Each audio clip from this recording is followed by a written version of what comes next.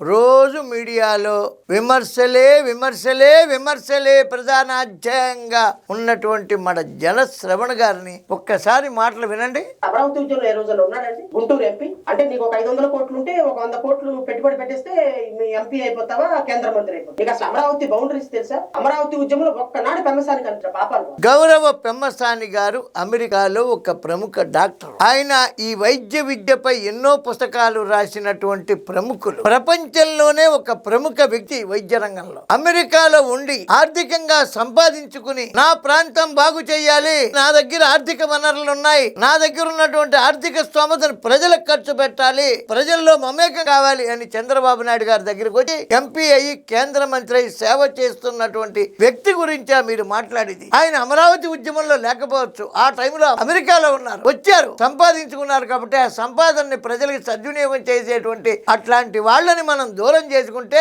ఎవడు రూపాయి పెట్టాడు. పబ్లిక్ రూపాయి పెట్టి వాడిని పెట్టనివ్వండి, రూపాయి పెట్టి వాడిని పెట్టనివ్వండి, ప్రజలు బాగుపడతారు. వాళ్ళని కూడా తిట్టిపోసేస్తే ఆ రూపాయి పెట్టేవాడు కూడా పారిపోతాడు. గతంలో పరిశ్రమలు పారిపోయి ఇప్పుడు రూపాయి పెట్టేవాళ్ళు కూడా పారిపోతే ప్రజల భవిష్యత్తు ఏంటి? ఆర్థికంగా చిన్న చిన్న వాళ్ళ భవిష్యత్తు ఏంటి? ఇట్లాంటి సంపన్నులు ముందుకొచ్చి ప్రజాసేవలో ముందుకొచ్చిన వాళ్ళకి శిరస్సు వంచి నమస్కరించి మనం స్వాగతం పలకాలి. జడ శ్రవణ గారు చదువుకున్నారు కదా, ఆ చదువుకి సార్థకత కల్పించమని ప్రార్థిస్తున్నాం.